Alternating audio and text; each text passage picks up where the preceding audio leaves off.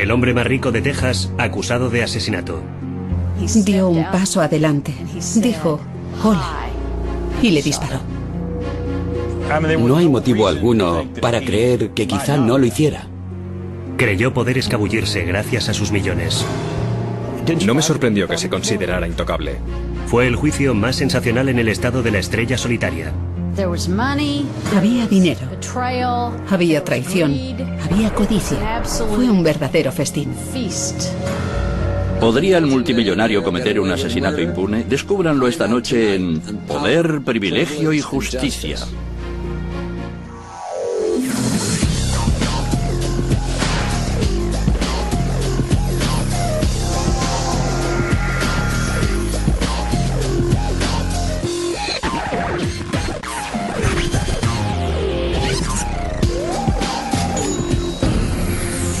Crímenes imperfectos, ricos y famosos. Petróleo, dinero y misterio.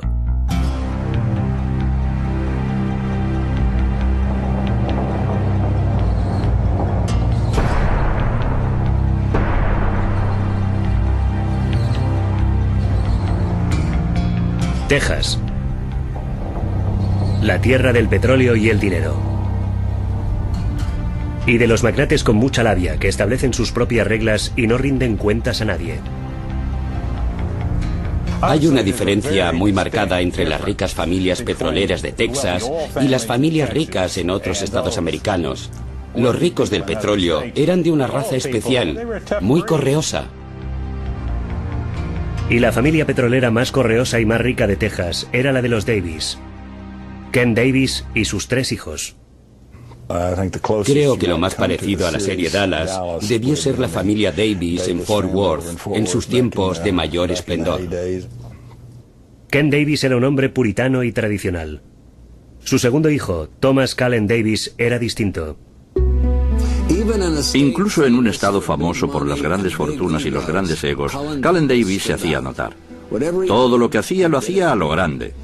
A finales de los años 60 pagó una cifra astronómica en la época, $6 millones para la construcción de la casa de sus sueños. Organizó las fiestas más fastuosas jamás vistas en Fort Worth y cuando se metió en problemas tampoco pudieron ser de poca monta.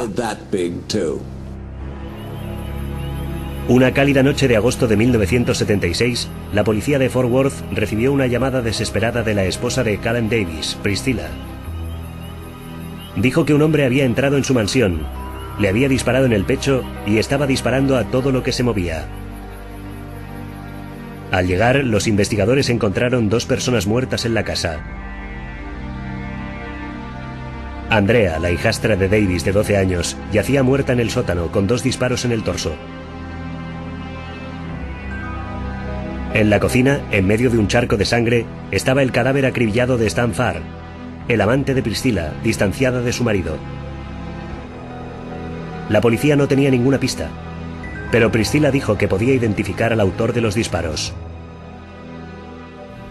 Mi madre dijo, lo ha hecho Cullen, lo ha hecho Cullen. Me ha disparado.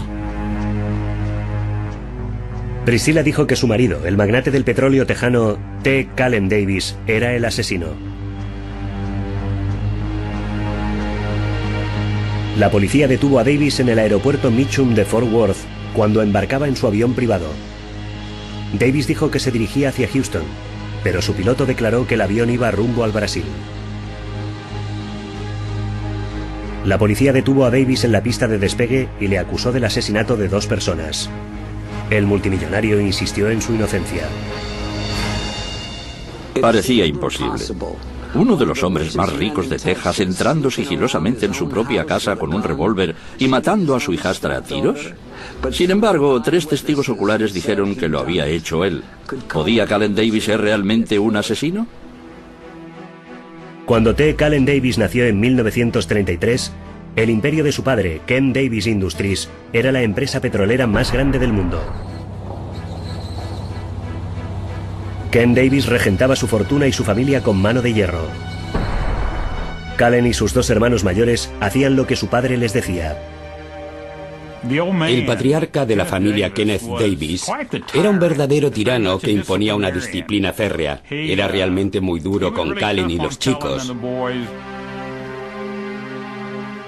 El padre de Callen creía en trabajar duro y vivir modestamente. Callen trabajaba 16 horas al día en el negocio familiar y se casó con el tipo de chica buena y cristiana que le gustaba a su padre. Conducía un Chevy Impala y seguía viviendo en casa de su padre. Parecía ser un hijo tranquilo y obediente. Pero Callen tenía un lado oscuro. Fantaseaba con matar a su esposa si se cansaba de ella. Callen era un joven consentido, rico, airado y agresivo. Callen quería un Porsche, no un Chevrolet. En lugar de una habitación en casa de su padre, quería su propia mansión. Durante años estuvo coleccionando objetos caros con los que amueblar la casa de sus sueños. Uno de los objetivos en la vida de Callen era conseguir todo lo que quería. Cuando cumplió 35 años, Callen deseaba desesperadamente librarse del control de su padre. Y cuando conoció a Priscilla Wilborn, creyó tener la manera de conseguirlo.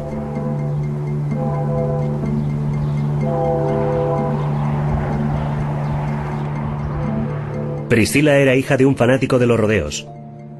Creció en la pobreza, en Texas, soñando con una vida mejor. Era una persona muy vital. Le encantaba el arte y la poesía y todo lo que era positivo.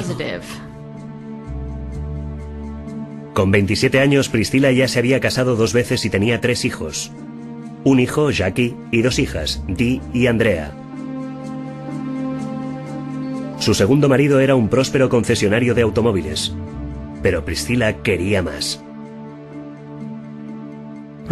Priscilla era una niñita que había crecido en los barrios bajos y que deseaba con toda el alma ser socialmente aceptada en Fort Worth.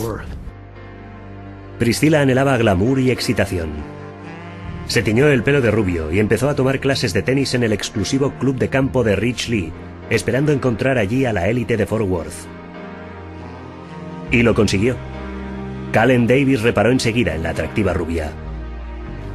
Era muy delgada, con una gran mata de pelo rubio. A veces incluso llevaba postizos.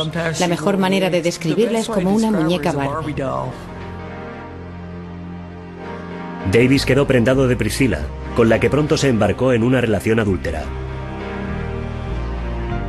El día de Año Nuevo de 1968, el marido de Priscilla y un equipo de detectives privados irrumpieron en la habitación de hotel de Dallas donde se encontraban Davis y Priscilla. 7 meses más tarde, la pareja contrajo matrimonio. El padre de Callen se oponía a la boda de Callen con la explosiva rubia de los barrios bajos. Pero al fin y al cabo, Callen no tuvo que preocuparse por este problema. Su padre murió de un ataque cardíaco 5 horas antes de la boda. Callen y sus hermanos heredaron el imperio petrolero de Davis. Liberado de la sombra de su padre, el joven millonario podía vivir como quisiera. Davis contrató un arquitecto para que construyera la casa con la que había estado soñando durante casi una década. La diferencia entre Callen y mucha otra gente era que si Callen deseaba una mansión de $6 millones, se podía comprar una mansión de $6 millones. La mansión ultramoderna estaba en medio de una finca de 180 acres y tenía 20 habitaciones. Era tan grande que incluso contaba con su propia central eléctrica. Lo deseaba y lo consiguió. Era una casa que reflejaba su personalidad, toda a base de cristal, mármol y cemento. Era todo muy frío. Era más bien un escaparate que un verdadero hogar. Pero en su interior, Callen creó su país de las maravillas, excéntrico y lujosamente decorado. Callen gastó cantidad de dinero amueblando la casa. Incluso fue a Nueva York y compró prácticamente una galería de arte entera. Lo que más me gustaba estaba en su dormitorio. Tenían una cama de matrimonio extra grande, con una colcha de piel de zorro plateado. Él no va más del lujo. Sin duda la casa era el universo de Callen. A veces cuando la recorría se quedaba allí parado, solo contemplándola. La vida en la mansión era una larga fiesta. Corrían rumores de drogas, sexo e incluso orgías. Los hedonistas Davis se estaban convirtiendo en una leyenda en la sociedad de Fort Worth. En una ocasión, Callen ofreció una fiesta privada con la proyección de la película pornográfica Garganta Profunda para los amigos con los que jugaba al golf en el exclusivo club de campo Colonial. Y Priscilla hizo pintar el palco VIP de la familia Davis en el estadio de Texas de su color favorito, el rosa.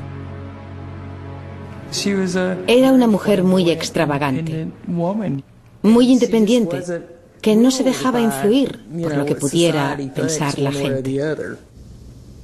Cullen colmaba a Priscilla con su afecto y su dinero. A cada momento le estaba regalando joyas o un nuevo abrigo de pieles. Tenía un enorme armario ropero, solo para sus abrigos de pieles, uno tras otro. Era simplemente increíble. Ella le adoraba. Le adoraba de veras. Cullen era el único hombre que mi mamá había querido. Priscilla sentía devoción por Cullen y hacía todo lo que él quería. Incluso viajó a Europa para someterse a una operación pionera en la época, un implante de mamas de silicona. Le encantaba su nueva vida. Intentó integrarse en el club de mujeres y en la sociedad de Fort Worth. Pero a pesar de sus deseos, creo que en el fondo nunca la aceptaron del todo. Las señoras de Fort Worth, que se reúnen para ir a almorzar, son muy conservadoras. Priscilla podía aparecer en cualquier acontecimiento social con pantalones cortos de cuero, un top muy escotado y un collar con las palabras zorra rica engarzadas en diamantes. A pesar de todo, los Davis eran invitados a todas partes y aparecían siempre en las páginas de Sociedad. Pero estaban a punto de salir en portada por otro motivo: un asesinato. Cullen y Priscilla Davis eran llamativos, extravagantes y muy ricos. También eran muy divertidos. Pronto en la sociedad de Fort Worth se convirtieron en la pareja favorita de todo el mundo. Pero la hija de Priscilla, Dee, pudo ver otro aspecto de la vida con Cullen Davis. Siempre conseguía lo que quería, y si no lo conseguía, le daba un ataque. Gritaba y chillaba y lanzaba cosas y rompía tacos de billar. Una vez vi cómo empujaba a mi madre literalmente por la escalera de caracol. Nunca sabías qué le haría estallar. Pero lo que siempre le hacía estallar era cualquier posible amenaza a la casa de sus sueños. Era su pertenencia más preciada. Dee Davis afirma que cuando tenía 13 años, Cullen la despertó una noche, zarandeándola y riñéndola por no haber cerrado la puerta trasera. Dijo: ¿por qué cerramos las puertas por la noche? Y yo le contesté: para que nadie robe tus cosas. Y él me agarró, me levantó de la cama y me dio un puñetazo en la nariz. Sangraba mucho. Vino mi madre y empezó a gritarle diciendo: ¿qué le estás haciendo? ¿Por qué le pegas? Mi madre llevaba en brazos un gatito que teníamos entonces. Él se lo arrebató y lo lanzó con todas sus fuerzas contra el suelo embaldosado y yo grité: ¡oh, Dios mío! Y él volvió a coger el gatito, lo volvió a lanzar y lo mató. La policía de Fort Worth recibía frecuentes llamadas de la esposa del millonario quejándose de que Davis les pegaba, a ella y a sus hijos. Las visitas de la policía no dañaban en absoluto el prestigio social de Cullen Davis. Cullen era demasiado rico, demasiado poderoso. Podía hacer lo que quisiera sin sufrir las consecuencias. Por eso le sorprendió lo que sucedió entonces. En 1974, harta de su violencia, Priscilla pidió el divorcio. Creo que mi madre hizo de tripas corazón y decidió que ya no le necesitaba. Priscilla obtuvo el usufructo temporal de la mansión de $6 millones de su marido. Junto con sus hijos Jackie, Dee y Andrea, vivía en la casa de ensueño que Cullen había creado. Y ahora, el millonario ni siquiera podía entrar en ella sin su permiso. Priscilla se había librado de la tiranía de Davis. Era libre de hacer lo que se le antojara. Y lo que se le antojaba era el lado salvaje de la vida. Iba por ahí con un grupo de gente bastante salvaje, que no creo que pudiera controlar en absoluto. Se sabía que consumían drogas y andaban siempre en moto. Davis empezó inmediatamente a salir con una secretaria rubia, Karen Master, divorciada y con 2 hijos. En realidad empezó a convertir a Karen Master en otra Priscilla. También se operó el pecho y también era rubia y se vestía de forma muy parecida a Priscilla. Davis iba a todas partes en Fort Worth con su nueva novia. Priscilla se llevó a su nuevo novio, Stan Farr, propietario de un bar local, a vivir con ella en la mansión de Callen. Stan insistía en que Priscilla se divorciara lo antes posible de Davis, pero Priscilla no quería precipitarse porque pretendía sacar una buena tajada. No quería renunciar a aquella casa, quería quedarse con ella. Y no estaba dispuesta a renunciar. Los abogados de Davis le dijeron que cabía la posibilidad de que Priscilla no se quedara tan solo con la casa, sino también con una buena participación en la empresa petrolera. Luego los abogados de Priscilla inmovilizaron todos los activos de Davis. Eso quería decir que Ken Davis Oil no podía llevar a cabo ninguna transacción sin el permiso del tribunal de divorcio. Alguien controlaba lo que hacía con su dinero. No estaba acostumbrado a eso. Callen decidía qué podía hacer con su dinero, nadie más. Los problemas personales de Davis estaban interfiriendo en los beneficios de la empresa, y los hermanos de Callen estaban furiosos. Su hermano mayor le pegó un buen rapapolvo por no haber terminado de una vez con el divorcio. Le puso de vuelta y media. Priscilla le estaba costando dinero y, lo que es peor, dañando su orgullo. Amenazaba con quedarse con la mansión de Callen, su casa del sueño, y ahora, además, la fortuna de la familia. Callen era el tipo de persona que tenía que conseguir lo que quería. La cuestión era ahora hasta dónde estaba dispuesto a llegar para que así fuera.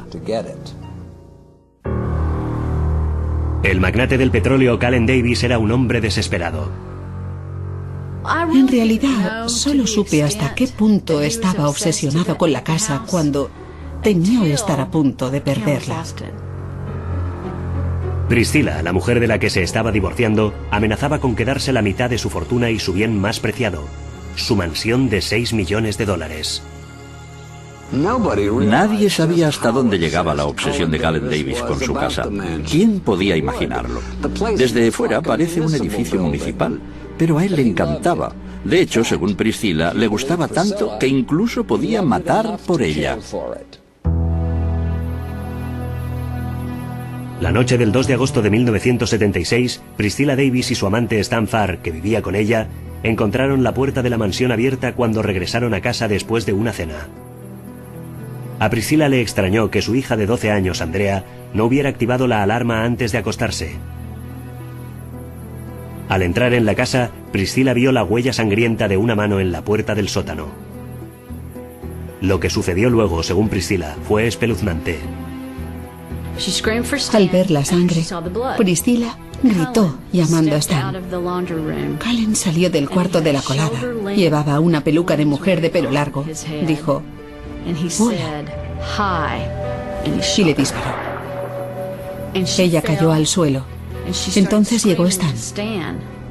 Y ella empezó a gritarle: «Vete, vete, Stan, vete, huye. Callen me ha disparado. Corre». Pero el asesino disparó contra Stan.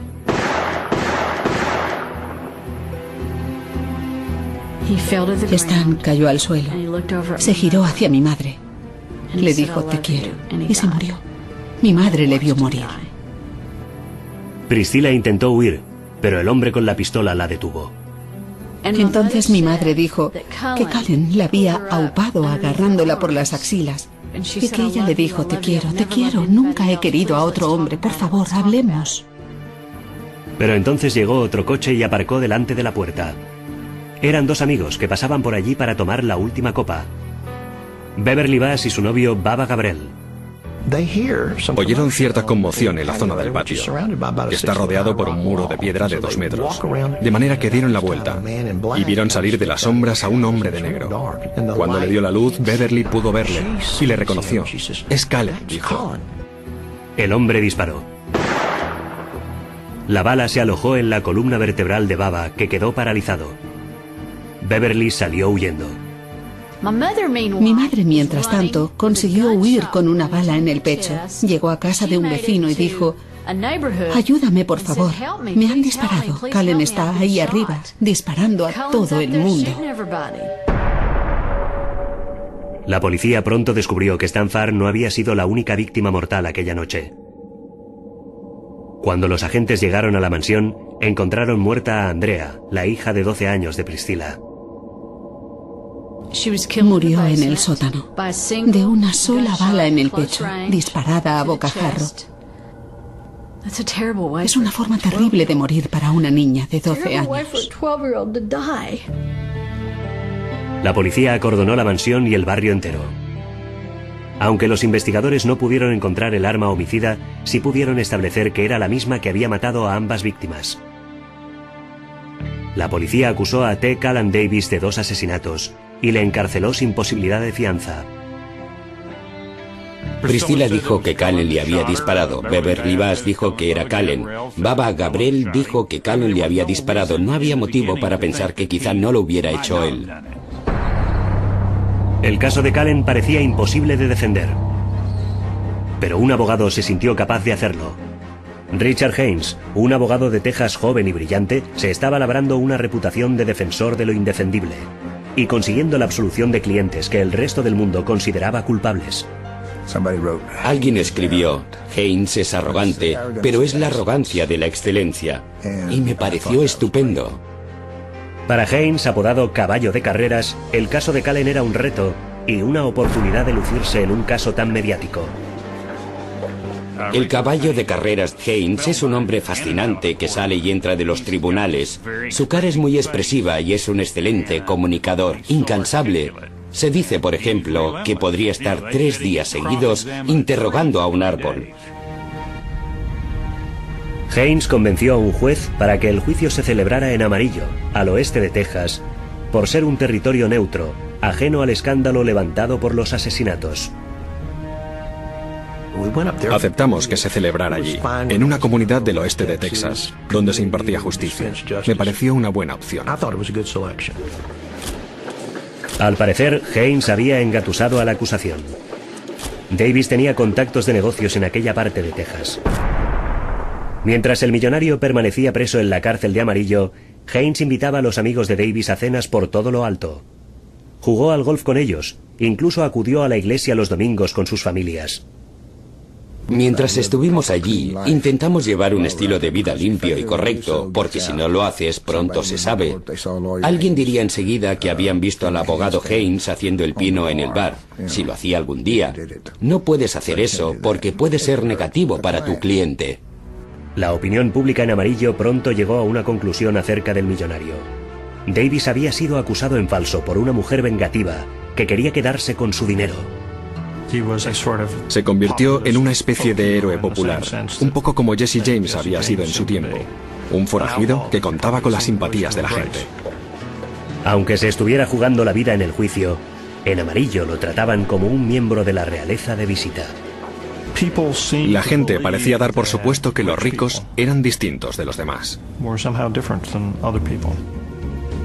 Cuando el tribunal suspendía la sesión hasta después del almuerzo, Callen no comía en su celda como un preso normal y corriente. Recibía un trato especial. En una sala del jurado vacante, degustaba chuletones de 2 centímetros de grosor, servidos por camareros en uniforme dorado. Entre los invitados que compartían su almuerzo, figuraban a menudo algunas animadoras de Dallas. Era el acusado de asesinato más rico del mundo. Le pusieron en un pedestal. Eran incapaces de verle como un desalmado asesino. Cada día, admiradores de Davis hacían cola durante horas para poder hacerse una foto a su lado. Callen tenía groupies. Era extraordinario. Como si fuera una estrella del rock. Muchas mujeres se derretían al verle. Le traían galletitas y Biblias. Callen Davis se había ganado a los habitantes de Amarillo. Pero ahora le tocaría al caballo de carreras Haynes ganarse al jurado, si podía. Callen Davis sería juzgado en un proceso que podía costarle la vida. Su propia esposa había jurado que le había visto matar a un hombre de un disparo. Pero el abogado de Davis, el caballo de carreras Haynes, sabía que la extravagante y sexy Priscilla y su estilo de vida salvaje no gozaría de mucha credibilidad. La acusación advirtió a Priscilla de lo que se avecinaba. El primer día del juicio, Priscilla compareció con una cruz de oro, una blusa cerrada hasta el cuello y una falda larga como recién salida de la casa de la pradera. Pero no funcionó. Todo el mundo sabía demasiadas cosas sobre Priscilla. Se burlaban tantas veces de ella, que siempre aparecía disfrazada ante el tribunal. Haynes acusó a Priscilla de ser drogadicta, adicta al Percodan, un analgésico. Priscilla negó haber consumido este fármaco, pero Haynes presentó pruebas de que lo había comprado. Describió a Priscilla como una mentirosa y una drogadicta. Caballo de carreras, Haynes consiguió que fuera ella la acusada en el proceso en lugar de Calen Davis. A continuación, Haynes llamó a declarar a varios testigos que afirmaron que Priscilla también había consumido cocaína y heroína, y que montaba orgías en la mansión, con intercambios de parejas y un incesante desfile de traficantes de drogas y moteros. Priscilla Fue un asunto tan jugoso porque había dinero, había traición, había codicia, había lujuria. Incluso lo alinearon todo con drogas y sexo, porque le convenía a la defensa. Protestamos una y otra vez, pero una vez se han dicho todas estas cosas, es como lanzar una mofeta al tribunal del jurado y decirles que no la huelan. La defensa fue tan sensacional, algunos miembros del jurado estaban probablemente dispuestos a saltar de la tribuna y lincharla allí mismo. Mi madre declaró: no he pretendido nunca ser Blancanieves, pero tampoco he matado nunca a nadie. Lo que haga o deje de hacer no tiene nada que ver con el hecho de que mi hija de 12 años ha sido asesinada. La estrategia de Haynes parecía tener un impacto en el jurado. En la sala del tribunal, los miembros del jurado saludaban a Calen con sonrisas y guiñaban el ojo a Haynes. Calen incluso pagó al dibujante de la sala para que trazara retratos de cada miembro del jurado y luego se los regaló a sus familias. Casi un año y medio después de haber empezado, el juicio estaba a punto de terminar sin que el acusado hubiera subido ni una sola vez al estrado. No tenían ninguna prueba física. Todas las pruebas físicas indicaban que Calen no era culpable. Caballo de carreras Haynes sostuvo que el pistolero podía haber sido un traficante de drogas, un atracador o un socio profesional airado. Pero lo más importante de todo, Haynes dijo que toda la argumentación de la fiscalía se apoyaba en el testimonio de Priscilla Davis, que había mentido en cuanto a su consumo de drogas y que por lo tanto podía haber mentido sobre cualquier otra cosa. Le dolía en el alma que la trataran de aquella forma. Estaba destrozada, pero seguía creyendo que se impondría la justicia. El jurado solo tuvo que deliberar 4 horas y media antes de que saliera su presidenta. Estaba sentado al lado de Calen y recuerdo que me agarró muy fuerte por la cintura. Estaba muy nervioso mientras esperaba el veredicto del jurado. Una vez sentados los 12 miembros del jurado, Davis se levantó. El jurado emitió su veredicto. T. Calen Davis era inocente. Era un hombre libre. Me quedé completamente anonadada. Es que no podía creerlo. Me sentí como si se me cayeran las entrañas al suelo. Calen empezó a repartir abrazos y apretones de manos y a dar las gracias. Nunca le había visto tan cerca de las lágrimas. Nunca se había mostrado tan emocional. Y mi madre estaba en estado de shock. Creyó que él se había librado. La noche de su absolución, Davis celebró su victoria en el local de Red Butler, el lugar de moda en amarillo. Por supuesto, reinaba una gran alegría, un gran regocijo y seguramente abusamos un poco de la bebida, como suelen hacer muchos jóvenes. En la época, Jack Daniels no era un completo extraño para mí. Los medios de comunicación, las groupies e incluso el magistrado del juicio estaban presentes. Y luego empezaron a llegar también algunos miembros del jurado y algunos funcionarios judiciales. Era realmente increíble. Menudo espectáculo. Había barra libre y el Jack Daniels corría a mares. Aunque creyeras que Calen era un asesino, tenías que reconocer que sabía montar una fiesta. La gente decía, ¿cómo puede haberlo hecho? Una persona con tanto dinero no lo haría él mismo. Los ricos contratan a alguien para estas cosas. Todo el mundo lo sabe. Años más tarde, la policía descubrió que Davis había sobornado al investigador principal para que le informara sobre la estrategia de la fiscalía. Te dan ganas de vomitar. Es absolutamente infame. Pero en 1977 nadie sabía lo que Davis había hecho. Y la sociedad de Fort Worth recibió al millonario con los brazos abiertos. T. Calen Davis había ganado. Pero el conflicto que había dado lugar a todo aquello, la cuestión de quién se quedaría con la casa y el dinero, todavía no se había solucionado. Calen Davis había sido absuelto de la acusación de asesinato. Quienes le consideraban culpable pensaban que el jurado se había dejado impresionar por su carisma y su dinero. Pero ahora Davis estaba inmerso en una encarnizada batalla con el juez encargado de su divorcio. Y el juez Edson no concedía importancia alguna a todo su dinero. El juez Edson era un magistrado de la vieja escuela. La mayor parte de sus disposiciones favorían a Priscilla, y Calen salía mal parado a cada paso. El proceso de divorcio no evolucionaba a su favor.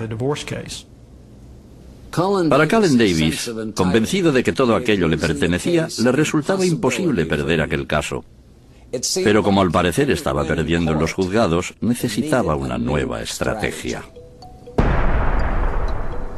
Según David McCrory, Davis encontró una nueva estrategia: el asesinato. McCrory, antiguo socio del millonario, contó al FBI que Davis le había pedido que contratara a un asesino a sueldo para asesinar al juez. El FBI concibió un plan. El 20 de agosto de 1978, Davis se dirigió en su Cadillac azul claro hasta la famosa hamburguesería de Coco, en Fort Worth. Tenía una cita con McCrory. Los agentes del FBI estaban en el interior de una camioneta, grabando la conversación. Ya tienes al juez Edson muerto. Bien.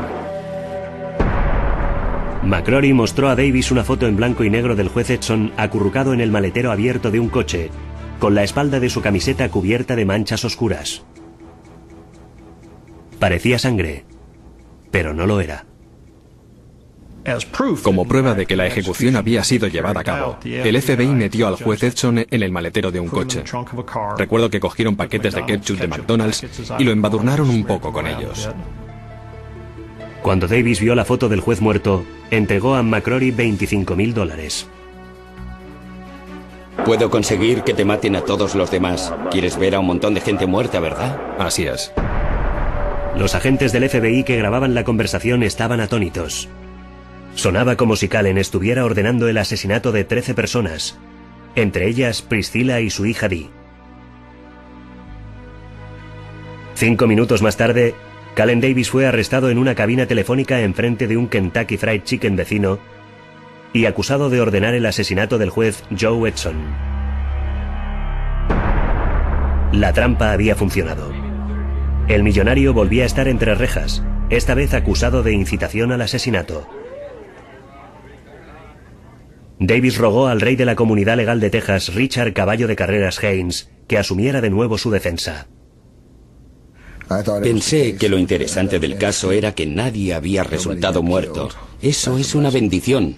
Solo tenía el cuerpo de un juez colocado en el maletero de un coche manchado de ketchup. Esta vez Haynes pedía $2 millones para defender al magnate del petróleo. Mucho más que los $250,000 que había ganado con el primer proceso de Davis. El caballo de carreras debió llegar a la conclusión que no le habían pagado suficientemente en el primer juicio, que merecía sin duda mucho más. La segunda vez, por lo tanto, decidió pedir una cantidad astronómica, lo hizo y de hecho la consiguió. En el primer juicio, la actuación de Haynes había sido como arte de magia, pero esta vez se enfrentaba a un problema más grave que el de los testigos oculares. La acusación parecía tener bien pillado a Davis.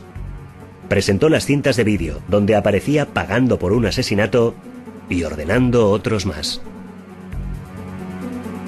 ¿Necesitas más pruebas?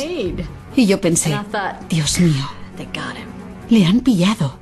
Pensé, tenemos otra oportunidad para que se haga justicia. Pocas veces tienes pruebas del crimen mientras se está desarrollando.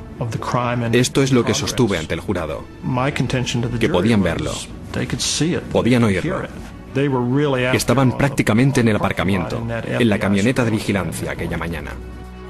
El caballo de carreras Haynes tenía que demostrar que lo que el jurado veía en el vídeo no era lo que creían. Parecía imposible, pero Davis no estaba preocupado. Era un tipo que había atravesado la tormenta de fuego de amarillo, y a mí no me sorprendió en absoluto que se sintiera totalmente blindado. Los fans del magnate del petróleo no dejaron ni un momento de creer en Davis. Los fiscales recibían cartas de odio y amenazas de muerte cada día. Cuando atravesábamos el grupo de la prensa, enfrente de los juzgados, nos abucheaban, nos escupían. Era muy extraño. Una vez más, el juicio contra Calen Davis era el mejor espectáculo de la ciudad. Es que incluso firmaba autógrafos. ¿No es increíble? La gente le pedía autógrafos. Calen contaba con el afecto del público, pero por mucha simpatía que suscitara, las pruebas en su contra eran contundentes. La fiscalía intentaría de nuevo poner a Calen Davis a buen recaudo, pero Davis tenía un as en la manga, una defensa tan rocambolesca que conmocionaría y confundiría a todo el mundo. 2 años después de haber sido declarado inocente de la muerte de su hijastra, Davis se encontraba de nuevo delante de un jurado, esta vez por haber intentado asesinar a un juez. Los agentes del FBI dijeron tener vídeos de Davis pagando a su amigo McCrory por el asesinato del juez Joe Edson. Ya tienes al juez Edson muerto. Bien. En el primer proceso solo había hablado su abogado, pero esta vez Davis testificaría. En octubre de 1979, Davis subió al estrado y contó su versión de lo que había ocurrido en aquel encuentro con David McCrory. En pocas palabras, Calen dijo que había creído actuar como agente doble. Davis dijo que estaba colaborando con el FBI y que el malo de la película era David McCrory. Calen dijo que el FBI se había puesto en contacto con él y que le había pedido que le siguiera la corriente a David McCrory, porque en realidad el FBI estaba investigando a David McCrory y a un grupo de personas que estaban intentando extorsionar o incluso atacar a Calen. El FBI negó haber tenido relación alguna con Davis. La acusación estaba segura de la eficacia de sus argumentos. Tenían pruebas contundentes, vídeos de Davis pagando por un asesinato. Estábamos preocupados, no estábamos convencidos en absoluto de que el veredicto sería inocente. Pero si Davis estaba preocupado, no lo demostraba en público. Durante el proceso, Calen organizó una enorme fiesta para celebrar su cumpleaños a la que invitó al sheriff de Fort Worth. El sheriff aceptó encantado y se presentó con el viejo uniforme carcelario de Davis y una sierra para metales. Luego le regaló una llave de la cárcel del condado. Bueno, ¿qué le regalas a alguien que lo tiene todo? Yo estaba indignado. Aquí teníamos al agente uniformado de la ley más destacado del condado de Tarrant, halagando al asesino de una niña. El jurado tardó 2 días y medio en decidir el destino de Calen Davis. El 9 de noviembre de 1979 estaba preparado para dar su veredicto. Recuerdo que me acerqué a Haynes y le dije, ¿qué te parece? Y él me contestó, nuestro barco acaba de naufragar. Recuerdo que fue la primera vez que veía tan nervioso a Calen. La sala del juicio estaba sumida en un silencio total cuando el presidente del jurado se levantó y anunció su veredicto. Calen Davis, el hombre más rico jamás procesado por asesinato, fue declarado inocente otra vez. Por supuesto, nos quedamos estupefactos. La defensa estaba estupefacta. Calen parecía acabar de sobrevivir a un accidente de avión. Casi como si estuviera en estado de shock. Estaba realmente afectado, incluso físicamente. Y por supuesto la sala explotó. El juez lanzó una exclamación, se levantó y salió de la sala. Fue realmente increíble. No se había hecho justicia. Pero claro, tenía el dinero, tenía el poder para librarse. Si en la balanza de la justicia pones 250 millones de dólares, además de la ley de derechos, la balanza empieza a inclinarse a favor del demandado. Y es comprensible que el rico se aproveche. Es lo que él hizo. Calen Davis tenía mucha suerte en los juzgados de Texas. Pero pronto sería incluso más afortunado. El juez Edson se inhibió en el proceso de divorcio y el nuevo juez dictaminó a favor de Davis. El millonario recuperó la casa de sus sueños y todo su contenido. Priscilla solo recibió $3,5 millones de dólares en lugar de los 100 millones que reclamaban sus abogados. Estaba desesperada. Quería terminar de una vez por todas con aquel asunto. Si no, no habría aceptado una cantidad tan exigua. Supongo que la pérdida de su hija y todo el calvario que había tenido que vivir le habían hecho comprender lo que de veras importa. Fue un trago muy amargo para Priscilla.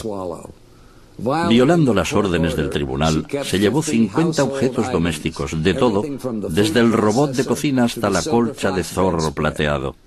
También le dejó un regalito a su ex esposo, un montón de excrementos del gato y el perro. Priscilla y sus amigos no dejaron nunca de estar convencidos de que Davis era un asesino. Lo hizo. No tengo la menor duda de que lo hizo. Y es algo que estuvo atormentando a Priscilla hasta el día de su muerte.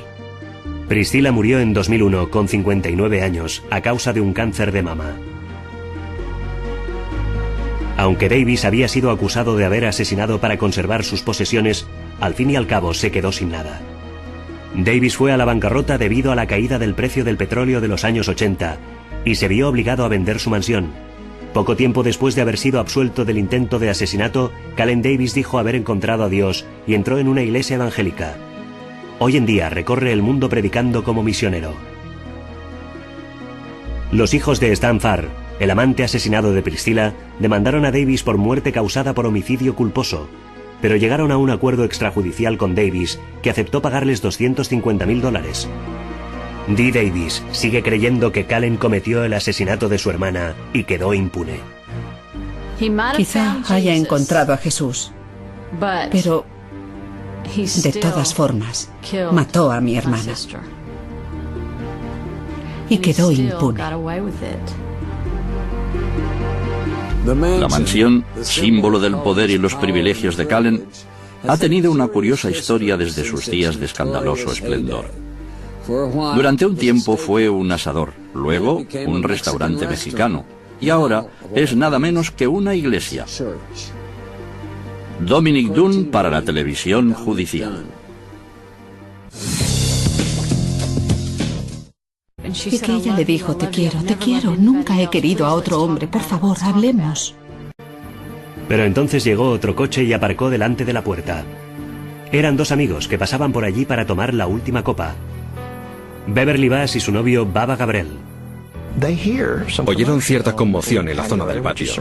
Está rodeado por un muro de piedra de 2 metros, de manera que dieron la vuelta y vieron salir de las sombras a un hombre de negro. Cuando le dio la luz, Beverly pudo verle y le reconoció. Es Calen, dijo. El hombre disparó. La bala se alojó en la columna vertebral de Baba, que quedó paralizado. Beverly salió huyendo. Mi madre, mientras tanto, consiguió huir con una bala en el pecho. Llegó a casa de un vecino y dijo, ayúdame, por favor. Me han disparado. Calen está ahí arriba, disparando a todo el mundo. La policía pronto descubrió que Stan Farr no había sido la única víctima mortal aquella noche. Cuando los agentes llegaron a la mansión, encontraron muerta a Andrea, la hija de 12 años de Priscilla. Murió en el sótano, de una sola bala en el pecho, disparada a bocajarro. Es una forma terrible de morir para una niña de 12 años. La policía acordonó la mansión y el barrio entero. Aunque los investigadores no pudieron encontrar el arma homicida, sí pudieron establecer que era la misma que había matado a ambas víctimas. La policía acusó a T. Calen Davis de 2 asesinatos y le encarceló sin posibilidad de fianza. Priscilla dijo que Calen le había disparado. Beverly Bass dijo que era Calen. Baba Gabrel dijo que Calen le había disparado. No había motivo para pensar que quizá no lo hubiera hecho él. El caso de Cullen parecía imposible de defender, pero un abogado se sintió capaz de hacerlo. Richard Haynes, un abogado de Texas joven y brillante, se estaba labrando una reputación de defensor de lo indefendible y consiguiendo la absolución de clientes que el resto del mundo consideraba culpables. Alguien escribió: Haynes es arrogante, pero es la arrogancia de la excelencia. Y me pareció estupendo. Para Haynes, apodado Caballo de Carreras, el caso de Cullen era un reto y una oportunidad de lucirse en un caso tan mediático. El caballo de carreras Haynes es un hombre fascinante que sale y entra de los tribunales. Su cara es muy expresiva y es un excelente comunicador, incansable. Se dice, por ejemplo, que podría estar 3 días seguidos interrogando a un árbol. Haynes convenció a un juez para que el juicio se celebrara en Amarillo, al oeste de Texas, por ser un territorio neutro, ajeno al escándalo levantado por los asesinatos. Aceptamos que se celebrara allí, en una comunidad del oeste de Texas, donde se impartía justicia. Me pareció una buena opción. Al parecer, Haynes había engatusado a la acusación. Davis tenía contactos de negocios en aquella parte de Texas. Mientras el millonario permanecía preso en la cárcel de Amarillo, Haynes invitaba a los amigos de Davis a cenas por todo lo alto. Jugó al golf con ellos, incluso acudió a la iglesia los domingos con sus familias. Mientras estuvimos allí, intentamos llevar un estilo de vida limpio y correcto, porque si no lo haces, pronto se sabe. Alguien diría enseguida que habían visto al abogado Haynes haciendo el pino en el bar, si lo hacía algún día. No puedes hacer eso porque puede ser negativo para tu cliente. La opinión pública en Amarillo pronto llegó a una conclusión acerca del millonario. Davis había sido acusado en falso por una mujer vengativa que quería quedarse con su dinero. Se convirtió en una especie de héroe popular, un poco como Jesse James había sido en su tiempo. Un forajido que contaba con las simpatías de la gente. Aunque se estuviera jugando la vida en el juicio, en Amarillo lo trataban como un miembro de la realeza de visita. La gente parecía dar por supuesto que los ricos eran distintos de los demás. Cuando el tribunal suspendía la sesión hasta después del almuerzo, Cullen no comía en su celda como un preso normal y corriente. Recibía un trato especial. En una sala del jurado vacante, degustaba chuletones de 2 centímetros de grosor, servidos por camareros en uniforme dorado. Entre los invitados que compartían su almuerzo, figuraban a menudo algunas animadoras de Dallas. Era el acusado de asesinato más rico del mundo. Le pusieron en un pedestal. Eran incapaces de verle como un desalmado asesino. Cada día, admiradores de Davis hacían cola durante horas para poder hacerse una foto a su lado. Cullen tenía groupies. Era extraordinario. Como si fuera una estrella del rock. Muchas mujeres se derretían al verle. Le traían galletitas y Biblias. Cullen Davis se había ganado a los habitantes de Amarillo, pero ahora le tocaría al caballo de carreras Haynes ganarse al jurado, si podía. Cullen Davis sería juzgado en un proceso que podía costarle la vida. Su propia esposa había jurado que le había visto matar a un hombre de un disparo. Pero el abogado de Davis, el caballo de carreras Haynes, sabía que la extravagante y sexy Priscilla y su estilo de vida salvaje no gozaría de mucha credibilidad. La acusación advirtió a Priscilla de lo que se avecinaba. El primer día del juicio, Priscilla compareció con una cruz de oro, una blusa cerrada hasta el cuello y una falda larga como recién salida de la casa de la pradera. Pero no funcionó. Todo el mundo sabía demasiadas cosas sobre Priscilla. Se burlaban tantas veces de ella que siempre aparecía disfrazada ante el tribunal. Haynes acusó a Priscilla de ser drogadicta, adicta al Percodan, un analgésico. Priscilla negó haber consumido este fármaco, pero Haynes presentó pruebas de que lo había comprado. Describió a Priscilla como una mentirosa y una drogadicta. Caballo de carreras Haynes consiguió que fuera ella la acusada en el proceso en lugar de Cullen Davis. A continuación, Haynes llamó a declarar a varios testigos que afirmaron que Priscilla también había consumido cocaína y heroína, y que montaba orgías en la mansión, con intercambios de parejas y un incesante desfile de traficantes de drogas y moteros. Priscilla Fue un asunto tan jugoso porque había dinero, había traición, había codicia, había lujuria. Incluso lo alinearon todo con drogas y sexo, porque le convenía a la defensa. Protestamos una y otra vez, pero una vez se han dicho todas estas cosas, es como lanzar una mofeta al tribunal del jurado y decirles que no la huelan. La defensa fue tan sensacional, algunos miembros del jurado estaban probablemente dispuestos a saltar de la tribuna y lincharla allí mismo. Mi madre declaró: no he pretendido nunca ser Blancanieves, pero tampoco he matado nunca a nadie. Lo que haga o deje de hacer no tiene nada que ver con el hecho de que mi hija de 12 años ha sido asesinada. La estrategia de Haynes parecía tener un impacto en el jurado. En la sala del tribunal, los miembros del jurado saludaban a Cullen con sonrisas y guiñaban el ojo a Haynes. Cullen incluso pagó al dibujante de la sala para que trazara retratos de cada miembro del jurado y luego se los regaló a sus familias. Casi un año y medio después de haber empezado, el juicio estaba a punto de terminar sin que el acusado hubiera subido ni una sola vez al estrado. No tenían ninguna prueba física. Todas las pruebas físicas indicaban que Cullen no era culpable. Caballo de carreras Haynes sostuvo que el pistolero podía haber sido un traficante de drogas, un atracador o un socio profesional airado. Pero lo más importante de todo, Haynes dijo que toda la argumentación de la fiscalía se apoyaba en el testimonio de Priscilla Davis, que había mentido en cuanto a su consumo de drogas y que por lo tanto podía haber mentido sobre cualquier otra cosa. Le dolía en el alma que la trataran de aquella forma. Estaba destrozada, pero seguía creyendo que se impondría la justicia. El jurado solo tuvo que deliberar 4 horas y media antes de que saliera su presidenta. Estaba sentado al lado de Cullen y recuerdo que me agarró muy fuerte por la cintura. Estaba muy nervioso mientras esperaba el veredicto del jurado. Una vez sentados los 12 miembros del jurado, Davis se levantó. El jurado emitió su veredicto. T. Cullen Davis era inocente. Era un hombre libre.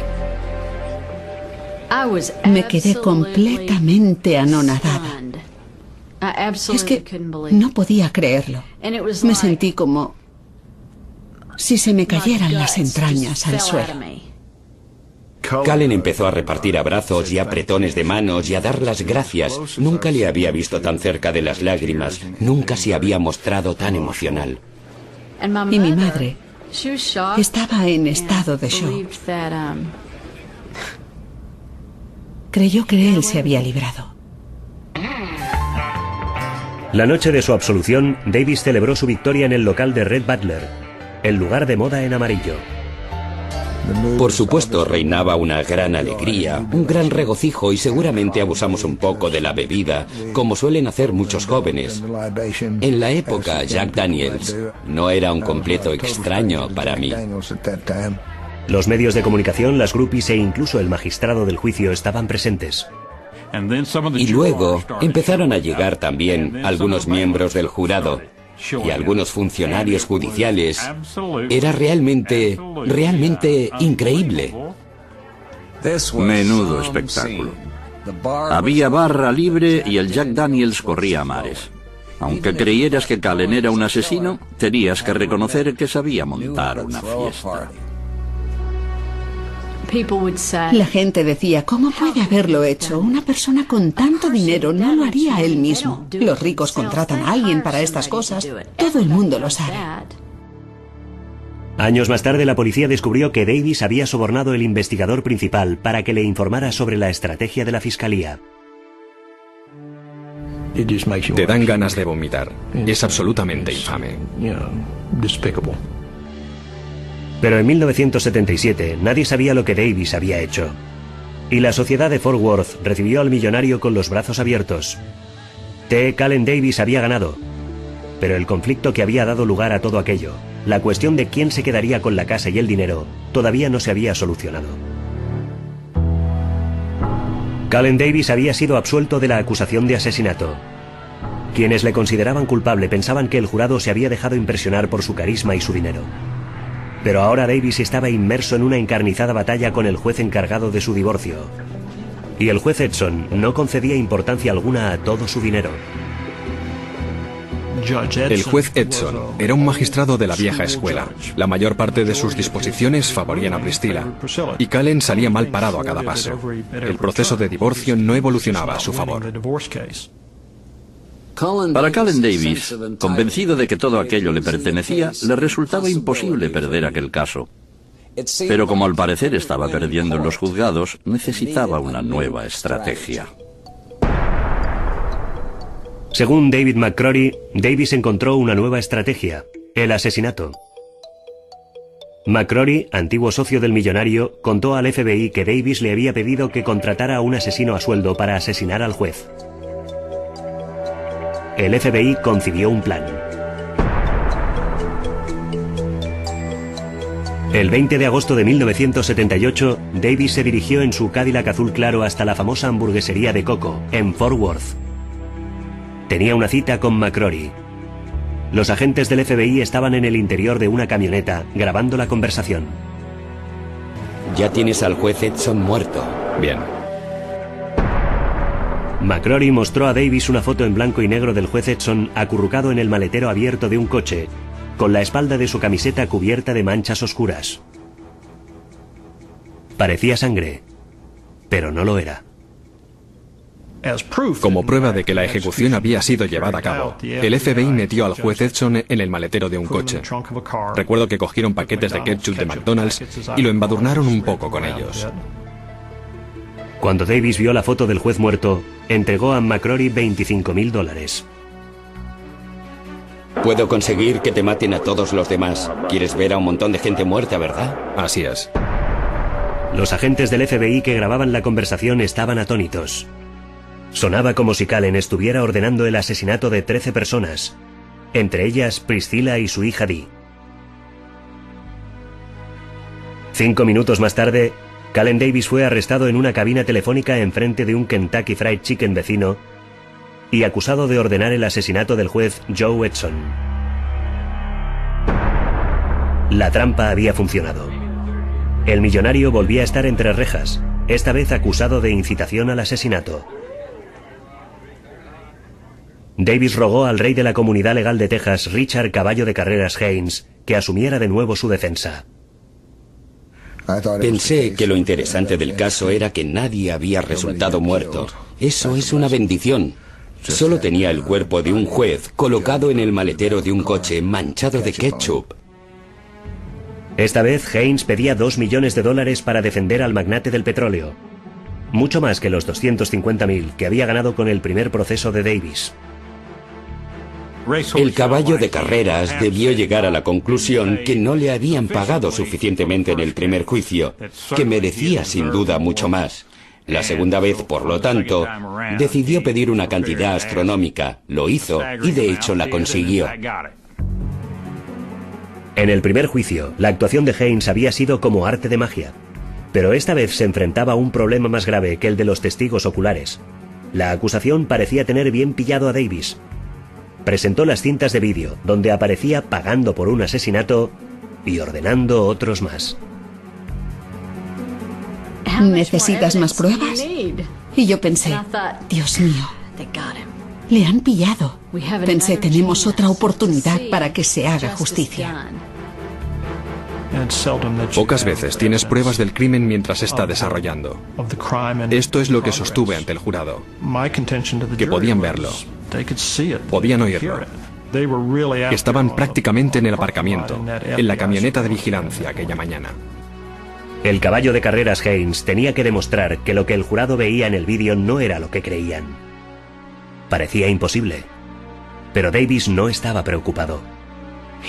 Era un tipo que había atravesado la tormenta de fuego de amarillo, y a mí no me sorprendió en absoluto que se sintiera totalmente blindado.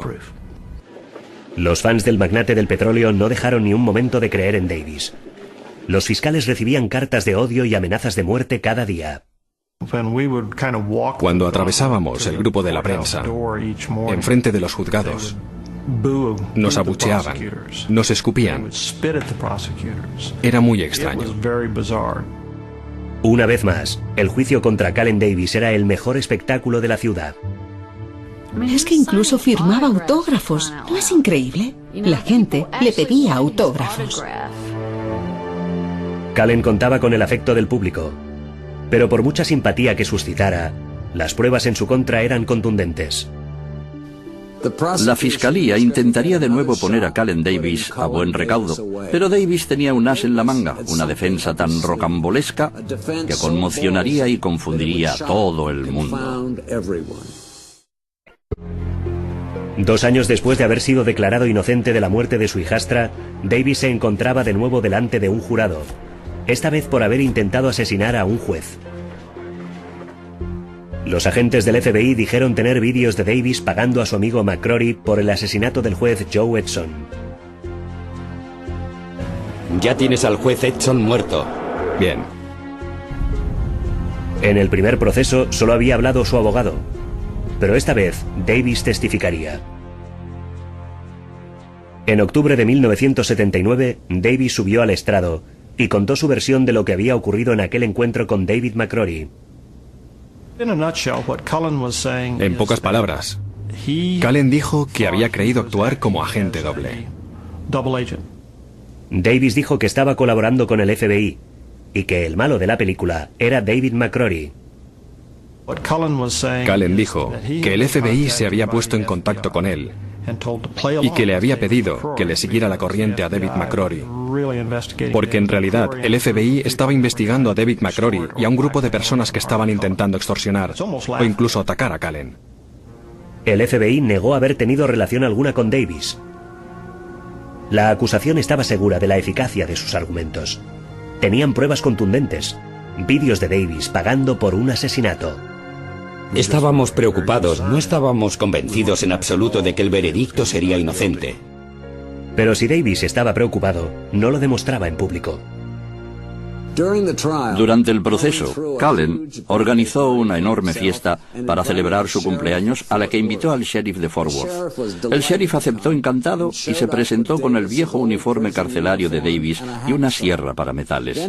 Luego le regaló una llave de la cárcel del condado. Bueno, ¿qué le regalas a alguien que lo tiene todo? Yo estaba indignado. Aquí teníamos al agente uniformado de la ley más destacado del condado de Tarrant, halagando al asesino de una niña. El jurado tardó 2 días y medio en decidir el destino de Calen Davis. El 9 de noviembre de 1979 estaba preparado para dar su veredicto. Recuerdo que me acerqué a Haynes y le dije, ¿qué te parece? Y él me contestó, nuestro barco acaba de naufragar. Recuerdo que fue la primera vez que veía tan nervioso a Calen. La sala del juicio estaba sumida en un silencio total cuando el presidente del jurado se levantó y anunció su veredicto. Calen Davis, el hombre más rico jamás procesado por asesinato, fue declarado inocente otra vez. Por supuesto, nos quedamos estupefactos. La defensa estaba estupefacta. Calen parecía acabar de sobrevivir a un accidente de avión. Casi como si estuviera en estado de shock. Estaba realmente afectado, incluso físicamente. Y por supuesto la sala explotó. El juez lanzó una exclamación, se levantó y salió de la sala. Fue realmente increíble. No se había hecho justicia. Pero claro, tenía el dinero, tenía el poder para librarse. Si en la balanza de la justicia pones 250 millones de dólares, además de la ley de derechos, la balanza empieza a inclinarse a favor del demandado. Y es comprensible que el rico se aproveche. Es lo que él hizo. Calen Davis tenía mucha suerte en los juzgados de Texas. Pero pronto sería incluso más afortunado. El juez Edson se inhibió en el proceso de divorcio y el nuevo juez dictaminó a favor de Davis. El millonario recuperó la casa de sus sueños y todo su contenido. Priscilla solo recibió $3,5 millones en lugar de los 100 millones que reclamaban sus abogados. Estaba desesperada. Quería terminar de una vez por todas con aquel asunto. Si no, no habría aceptado una cantidad tan exigua. Supongo que la pérdida de su hija y todo el calvario que había tenido que vivir le habían hecho comprender lo que de veras importa. Fue un trago muy amargo para Priscilla. Violando las órdenes del tribunal, se llevó 50 objetos domésticos, de todo, desde el robot de cocina hasta la colcha de zorro plateado. También le dejó un regalito a su ex esposo, un montón de excrementos del gato y el perro. Priscilla y sus amigos no dejaron nunca de estar convencidos de que Davis era un asesino. Lo hizo. No tengo la menor duda de que lo hizo. Y es algo que estuvo atormentando a Priscilla hasta el día de su muerte. Priscilla murió en 2001 con 59 años a causa de un cáncer de mama. Aunque Davis había sido acusado de haber asesinado para conservar sus posesiones, al fin y al cabo se quedó sin nada. Davis fue a la bancarrota debido a la caída del precio del petróleo de los años 80 y se vio obligado a vender su mansión. Poco tiempo después de haber sido absuelto del intento de asesinato, Calen Davis dijo haber encontrado a Dios y entró en una iglesia evangélica. Hoy en día recorre el mundo predicando como misionero. Los hijos de Stan Farr, el amante asesinado de Priscilla, demandaron a Davis por muerte causada por homicidio culposo, pero llegaron a un acuerdo extrajudicial con Davis que aceptó pagarles $250.000. Dee Davis sigue creyendo que Calen cometió el asesinato de su hermana y quedó impune. Quizá haya encontrado a Jesús, pero de todas formas mató a mi hermana y quedó impune. La mansión, símbolo del poder y los privilegios de Calen, ha tenido una curiosa historia desde sus días de escandaloso esplendor. Durante un tiempo fue un asador, luego un restaurante mexicano, y ahora es nada menos que una iglesia. Dominic Dunne para la televisión judicial.